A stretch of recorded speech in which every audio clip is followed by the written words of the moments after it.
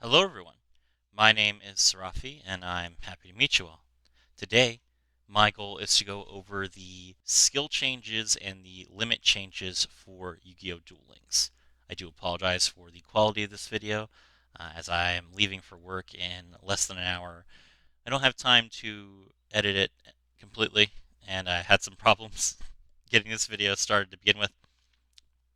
But let's go over the changes here. This is not going to be blind. I've already seen all this because I basically recorded this video once already. So I do apologize about that. But hopefully you guys still enjoyed my thoughts on it. Okay, so they are banning Mermaid and they are going to put orchestrated release to 1. These changes are going to and they're putting scrap recycler to 3. I'm sorry. These changes are going to very negatively impact Orchest. Orchest is going to be a significantly weaker version of the deck. By limiting Scrap Recycler to 3 and then banning Mermaid, they basically made Scrap Recycler the only Orchest opener, and they've limited that opener to 3, and they put their in archetype trap card to 1. So this kills Mermaid, obviously. This also hurts Babel a lot for some reason. Babel not being able to play release is really weird because they don't have any other interruption. I suppose the idea is that Babel can special summon Dingirsu from the graveyard, so that's supposed to be their interruption, but they don't have a way to get Dingirsu in the graveyard. So I guess the idea for Babel players now is that they're supposed to tribute Dengirsu with Orchestrated Return, put it in the graveyard, and then special summon it during the opponent's turn, assuming Babel isn't removed. That seems really bad, especially since you have to use Galatea to search your one copy of Babel. It's limited to 1. You can't use terraforming on it, so you have to hard draw Return to draw into nothing because you have no limit 3 traps and no release. So you draw 2 cards for nothing, and then you can, once during your opponent's turn, special summon Nigirsu from the graveyard using Symbol Skeleton. So Babel is dead. Mermaid is dead. I don't know what the Orcus list looks like after this. It looks really bad. This is definitely going to impact the play rate of the deck. People will figure out a list that they can use to make it, but I don't know if it's going to be any good. I'm hopeful, but not that hopeful. Odd Eyes did not get hit with their skill, which is shocking, but they got 2 limits. They got Volifernergies limited to 1 and Pendulum Call limited to 3. I don't think this affects the deck too much. It does kill the Orcust Odd Eyes deck, which is, I think, their intention, so that's fine. But I think that Orcust, the pure Odd Eyes list will be the same. Gaga Revenge is limited to 1. I assume this is to kill Orcust Automots. I don't think this hurts the Automat deck too much, especially since they got their skill buffed. So just play Gaga Girl, draw your 1 copy of Gaga Revenge, and you'll be fine. Farfa is limited to 1. This is excellent. I do not like Burning Abyss playing the skill that lets you make Farfa's effect permanent. Farfa is constantly being recycled with Dante anyway, and Burning Abyss got 2 limit eases to compensate for this nerf, so I think that they are going to be just fine. Karakuri is being limited to 2 instead of limited to 1. This is excellent. I think Karakuri should be fully unlimited at this point. The Synchro Climb effects of Karakuri does not scare me. Moray is also being moved to limit 2. The Water Seas deck has 2 limit 1s with Trishula and Croco Dragon. They don't need a 3rd limit 1. Moray of Greed should not be at 3, but I think it's fine to be at 2. I do think they just need to change the skill. They just need to change the skill and make it so you can only Xyz summon during the turn that you activate Territory of the Sharks, but that would completely kill the Atlantean Mermail deck, and I don't think they want to do that. They should, but they don't want to, so this is a fine way to continue supporting it. WA2, Clearwing Acceleration did not get nerfed, and this is the only limit that Speedroids have received. You would think that they would want to put this card to 3, but Triad Dice is already at 3, so they're probably hesitant to put 2 Speedroid cards to 3. right now.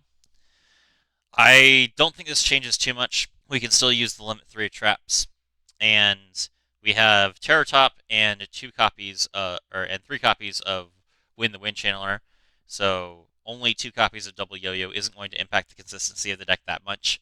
The deck is already hyper consistent, so there will be just a couple of games where you will brick, as opposed to 0 games where you were bricking before. So I think you guys will be just fine with this.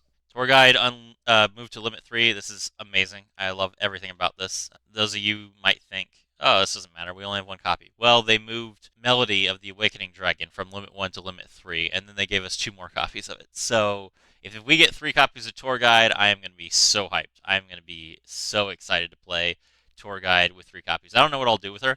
You can't play her in synchro decks, but I will definitely find a way to make Tour Guide work because she is the best part of Duel Links, and I love her. Silver Rocket to 3. Apparently, this is not that big of a nerf, according to our guru with the galactic eyes on the Guild of Gurus Discord. He plays a ton of rockets, high gold, and he says that this will prevent them from playing limit 3 traps. So I assume he means that you are still going to play this card at 3. Uh, I was surprised by that. I thought that, well, you have quick launch. You probably could get away with running this card at 1. But I suppose that the power of being able to shoot a card out of the extra deck is such that you want to be able to do this on turn 1 with as much consistency as possible. So still run 3. I don't think that Rockets really need limit 3 traps. They've got the Void Ogre and either Seal Swarm Roach or Evil Swarm Nightmare. So they got a ton of disruption already. I don't think they need traps. They'll be fine. Beatrice to 3. I don't know what BAs did to piss Konami off, but they definitely did. Yeah, so you can play Tour Guide at 1, you can play Beatrice at 2. I don't think that Burning Abyss players were playing Beatrice at more than 2 anyway. So really all this does is limit Farfet to 1, which is fine. Tatsunoko to 3. The Synchron skill did not get nerfed, which I think is a huge mistake. Konami should not be letting Synchron players continue to get away with their war crimes. But now you can play the Tatsunoko to draw with Croco Dragon again, which seems like a ridiculous change. I don't know what they're doing. Gokis have been unlimited. The Goki limit never made any sense to me. And I think that the entire reason that they did this, now that they've unnerfed it so fast, is they did this specifically to promote Crusadia. I think that Crusadia has too much overlap with Goki. They do the same thing. They make a big monster that is a link monster, and it has a negate, but Equimax can only negate 1 card, whereas Master Ogre could negate 2 cards or 3 cards, and Crusadias don't have nearly as good search as Gokis do.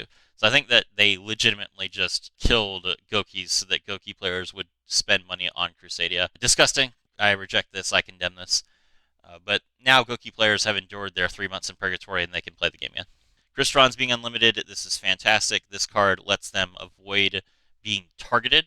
And the point of that is that Crystron players like to synchro summon during the opponent's turn as a chain. The easiest way for the opponent to stop this was to Book of Moon the Crystron monster on the field. If the Crystron player put Crystron Impact in the graveyard, they could banish it to negate the targeting, and that is great for them to be able to play this card at 3 again. Crosswipe Unlimited, this is excellent for Salad and Code Talkers. I don't see a problem with Salamangreats getting this card back. They have several other limits to worry about, so good for them. Swallow's Nest and Strangulanius being unlimited. This is fantastic for Raid Raptor players. Enjoy. I will probably build Raid Raptors myself. Looks great. Seer being unlimited, this basically makes it so that you don't have to fight with 3 limit 3s in Burning Abyss, so this is fine. Misjudge doesn't matter. Not a card that anyone plays. And then for the skills, Red Eyes Roulette is being buffed. Red Eyes Roulette can let you get specifically Red Eye spells and traps with the skill as opposed to a random Red Eyes card. This is fantastic. You run 3 copies of Red Eyes Fusion, you run 3 copies of Red Eyes Insights, that's all you run, and then you always get a Red Eyes Fusion off of the skill. Amazing. Zexal Ultimate Unite is being changed to add number 39 Utopia in addition to Utopia Ray and Leo Arms. That's great. The structure deck has been out for a year, so they made all the money they were going to make off Utopia and the skill. Now, for the people who join the game afterwards and don't want to buy that structure deck, they can play the skill somewhat. It's not that huge of a buff, but it is a consistency buff for people who want to play the skill. Holly Angel Trick, this change is huge. So they have literally added the three effects ability for for trick stars onto one of their skills. Basically, stop playing Playmaker with trick stars. Play Blue Angel with trick stars, please. This is fine. The other versions of three effects, the other two effects that three effects has, were never being used for trick stars. So being able to just gain your life points with Crimson Heart so that you can activate its effect immediately and then discard a card to draw two cards. That's a good use for trick stars. And then this also gives them the ability to double the damage of Trickstar Holly Angel, which I think Konami is intending them to be able to do, because Trickstars really feel like they don't function all that well with the half burn damage. I know some people have been able to OTK with it, but it's very uncommon. So I guess Holly Angel Trick is a skill that everyone's supposed to be using, and good on Konami for buffing it so that people will actually play the skill and find success. And Master of Rights 2 got gutted. I have no idea what happened. I have not seen that many Master of Rights players on the ladder. But, I mean, okay. So, Master of Rights 2 is now, instead of getting Ritual Cage at the start of the game, you have to take 1500 damage and then return a card from your hand to the deck. So, oof. Rip the only good Alexis skill. I am so sorry, Ritual players. Um, and that's my thoughts. So thank you very much for joining me. This was Serafi, and I was thrilled to have you all with me.